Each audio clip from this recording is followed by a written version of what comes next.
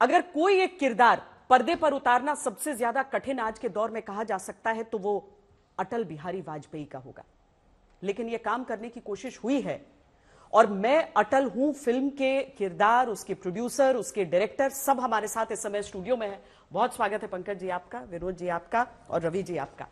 तो विनोद भानुशाली जी प्रोड्यूसर हैं इस फिल्म के, रवि जाधव जी इसके डायरेक्टर हैं और पंकज त्रिपाठी जिनको अलग अलग किरदारों में हमने अब तक देखा है वो अटल बिहारी वाजपेयी की भूमिका निभा रहे हैं। बहुत सारे एक्टर्स से ये पूछा जाता है क्या ये आपकी जिंदगी का सबसे टफ रोल था। मैं इसलिए इसके बारे में पूछ रही हूं क्योंकि ये तो असली जीवन के हीरो हैं लोगों के। क्या सचमुच में ये बहुत मुश्किल था निभाना? जी बिल्कुल मुश्किल था। मैंने जो भी काम किया है अभी तक उनमें सबसे चुनौतीपूर्ण किरदार ये था। इंटरनल लेवल पे, एक्सटर्नल लेवल पे, मेंटली, फिजिकली, इमोशनली, हर सेंस में। जो प्रोस्थेटिक मेकअप वो एक्सटर्नल एलिमेंट है उसमें भी 2-2 घंटे लगते थे और बहुत परेशानी होती थी प्रोस्थेटिक में। उससे ज़्यादा चुनौतीपूर्ण जो इंटरनल था, मैं पहली बार बॉम्बे गए हुए 20 साल हो गए। इस फिल्म जब ऑफर हुई और मैंने जब सोच लिया, लोगों ने इंसिस्ट किया कि तुम करेक्ट चॉइस हो, तुम ही करो, तो मुझे 10 दिन लगे थे। मैं चिंतित था कि मैं कैसे कर पाऊंगा, न्याय कैसे करूंगा। पहली बार मैं अपनी एक्टिंग के टीचर के पास गया इस रोल को करने के पहले। प्रसन्ना सर से मिला और उनसे 2 घंटा बात किया कि मैं क्या करूं, कैसे करूं, मुझे कुछ समझ नहीं आ रहा है। तो चुनौतीपूर्ण काम तो था। और ये फिल्म बननी जरूरी थी, ये कहानी लोगों के सामने आनी चाहिए जी। पर मैं आप लोगों से भी पूछना चाहती हूँ क्यों पंकज जी, क्यों? मेरे हिसाब से पंकज जी क्यों नहीं, क्योंकि इसके अलावा हमारे पास में कोई नाम नहीं था। हाँ। जब फिल्म के बारे में सोचा भी गया था कि जब ये फिल्म बनानी एज ए टीम, एक होती है स्क्रिप्ट की कॉलिंग होती है। हाँ। तो स्क्रिप्ट की कॉलिंग होती है कि किसको आप एक्टर लेंगे।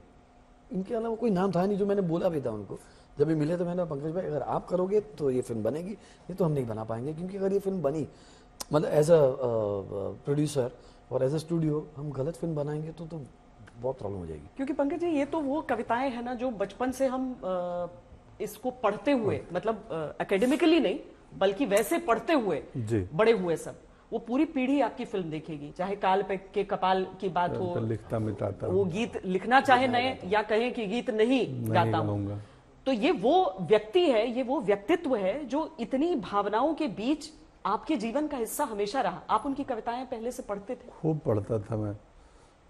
मेरी उनकी 51 कविताएं मेरी पसंदीदा, हमेशा मेरे साथ आसपास ही रहती थी। क्योंकि ये कविताएं व्यक्ति के जीवन में हौसला देती हैं। अभी 12 फेल फिल्म में का 20 लाइन है, हार नहीं मानूंगा, रार नहीं ठानूंगा।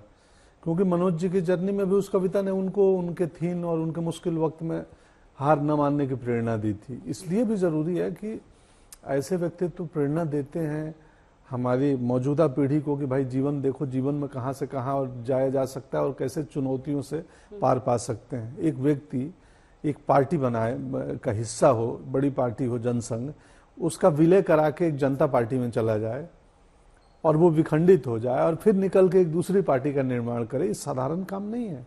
और वो पार्टी आज सबसे बड़ी पार्टी हो देश की, तो ये सब असाधारण काम है। बट हमारी फिल्म यही कहती है कि बटेश्वर के उस अटल की कहानी, जिसको घर में अटला माँ बोलती थी, अटल बिहारी वाजपेयी कैसे बने आदरणीय नेता और कवि, तो हम उनके स्पीचेज सुने हैं, उनकी पोएट्री पढ़े हैं रील्स में, लेकिन हम उनकी कहानी नहीं जानते हैं, उनकी यात्रा नहीं जानते हैं। वो हम इस फिल्म के माध्यम से। एक चीज मैं आपसे यहाँ पूछूंगी, हमने जो ट्रेलर में अभी तक हिस्सा देखा है, ये वही चीजें हैं जो हम अभी तक जिनकी रिकॉर्डिंग्स भी मौजूद हैं, तो आपके पास कंपेयर करने का एक पैमाना सामने रहता है। क्या पंकज त्रिपाठी ने अटल बिहारी वाजपेयी बनने की कोशिश की है? उनके शब्दों को कि मैं चीमटे से भी नहीं छूऊंगा, अगर वो कहते हैं ऐसे बहुमत को, या फिर वो पंकज त्रिपाठी अपने आप को, अगर वो अटल बिहारी वाजपेयी का रोल, मतलब बहुत आसान है ये कह देना कि आप अमिताभ बच्चन का रोल कर रहे हैं तो आप मिमिक्री भी कर सकते हैं और अपनी तरह से भी उनका नहीं, मैंने अपनी तरह से ही किया है। मिमिक्री इमिटेशन नहीं किया है। हाव भाव थोड़े रखे हैं क्योंकि वो जेस्चर पोस्चर बिल्कुल मेरे ना हो जाए पंकज त्रिपाठी वाले, तो जेस्चर पोस्चर उनके रहें, एज उनका प्ले हो। क्योंकि अब मैं एक सीमित एज में हूँ, 47 में, मुझे यहाँ प्ले करना है 22 लेके और 80 तक, 80 तक। तो मैं भी प्रयास करूंगा कि बॉडी लैंग्वेज और हाव भाव, मैनरिज्म हल्के से उनके रहें, लेकिन मेरा व्यक्तित्व भी विलीन न हो। और उनके ज्यादा क्या रहे, उनके ज्यादा चेतना रहे, आत्मा रहे, व्यक्तित्व रहे और विचार रहे। कि उस स्पीच में उनका हाथ बाएं गया था या दाएं गया था, गर्दन ऐसे हिला था, से महत्वपूर्ण है उनकी मनोदशा उस दिन क्या थी, उस दिन उनके आंतरिक विचार कितने उथल पुथल चल रहे थे जब एक वोट से सरकार गिर गई। तो वो निराकार है, वो चेतना, वो विचार निराकार है। व्यक्ति नहीं रहता है लेकिन विचार रहते हैं। श्रद्धेय अटल जी नहीं है, लेकिन उनकी चेतना, उनका व्यक्तित्व, उनका कृतित्व, उनके विचार और उनकी विचारधारा और उनकी बनाई राजनीतिक दल, पार्टी है जी। तो हमने उसको पकड़ने की ज्यादा प्रयास किया है। मतलब हर सीन से पहले भी हम समझ सकते हैं कि वो मंथन बहुत ज्यादा होता होगा, वो डिस्कशंस होते थे, या फिर एक रेगुलर फिल्म की तरह इसे बनाया आपने? एक्चुअली रिस्पॉन्सिबिलिटी इतनी बड़ी थी कि जितनी रिस्पॉन्सिबिलिटी बड़ी होती है उतना मुझे ऐसा लगता है कि काफ़ी सिंपल तरीके से काम करना चाहिए। हम लोग शरण गए थे, हमने इस जीवन को, इतने बड़े जीवन को हमने सोचा था कि हम लोग ऐसे कुछ काम करेंगे जिससे हम सबको आगे जाके प्राउड फील होगा। तो हर सीन के पहले डिस्कशन होता था बेसिकली कि और एक उस कॉस्ट्यूम आने के बाद, वो पूरा सेटिंग देखने के बाद हम लोग उस माहौल में जाते थे। और मुझे याद है कि पंकज जी जब सेट पे आते थे तो पंकज जी आते थे, बट जब वो कैमरा ऑन होता था तो पंकज जी अटल जी बन जाते थे और मैं उनको अटल जी बोलता था पूरे सेट में। अच्छा। पूरे सेट में, बिकॉज वो फील हमेशा, वो पूरा हमारा पूरा क्रू उनको अटल जी बोलता था कि हमेशा उस फील्ड में रहना हमारे लिए बहुत इंपॉर्टेंट था। तो बहुत इंटरेस्टिंग प्रोसेस थी हमारी सबकी। कभी ऐसा होता था कि शूट के एक दिन पहले एक नई पोएट्री पंकज जी को मिल जाती थी कि अभी मैंने रात को ये पढ़ा है, ये बहुत इंस्पायरिंग है, लोगों को समझना चाहिए कि ये पोएट्री। तो क्या होता था कि पोएट्री उस सीन के साथ स्क्रीन प्ले का पार्ट बन गई थी।